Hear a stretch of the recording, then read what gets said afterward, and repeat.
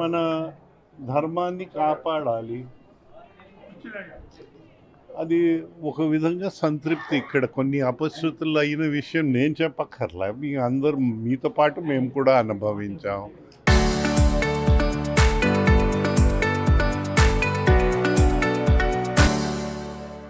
దాని నుంచి మనం అందరు కలిసి బయటపడాలి. అదృష్టం ఏంటంటే ఓ క్రికెట్ స్కోర్ మన రాష్ట్రంలో మానేసింది. అంతకుముందున హిందూ దేవాలయాలపై దగ్గర దగ్గర 200 ఇన్సిడెంట్స్ అయి ఉన్నాయి.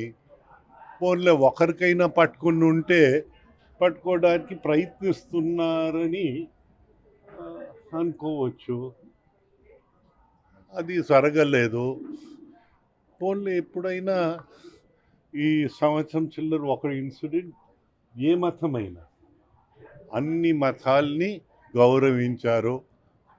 నరకాసుడు శిష్యుడిగా తయారయ్యే ప్రభుత్వాలు ప్రజలు ప్రసాదిస్తే మనకందరికీ ఇబ్బంది.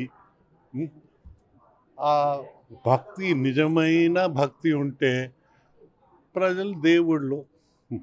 మా నమ్మకం అది. నేను పార్టీ నుంచి రాజీనామా చేసిన తెలుగుదేశం పార్టీ ఎన్టీ రామారావు గారు స్థాపించినప్పటి నుంచి ప్రజలే దేవుళ్ళని ఆ పిలుపుతో అందరు పని చేస్తూ వచ్చారు. ఆ దేవుళ్ళు వరాలు ఇస్తారు. ఆ వరాల్ని మనం ఎలా వినియోగించుకోవాలి, మన అవకాశాల్ని స్వీకరిస్తూ మన ధర్మాన్ని ప్రకారంగానే మనం ముందు వెళ్ళాలి. నిన్నే మన నిజరూప స్వరూప దర్శనము హిమాచలంలో దొరికింది.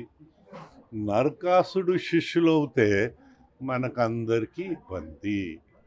అది కాకుండా ఆ ప్రజలకి ఆ దేవుడుగా ఉన్న ప్రజలు మళ్ళీ ఆ శిష్యరికం చేసేవాళ్ళకి వారు ఏమి ఇవ్వాలో వారే ఆలోచించాలి. మళ్ళీ వరాలు ఇస్తా పోతుంటే మళ్ళీ అవుతూనే ఉంటుంది. వారి ధర్మానికి వరాలు ఇస్తే ధర్మాలు అవుతాయి. మన ధర్మాలకి ఇవ్వాలని మా కోరిక, మా ఆలోచన. డెవలప్మెంట్ కంటిన్యూస్ ప్రాసెస్ అయ్యా.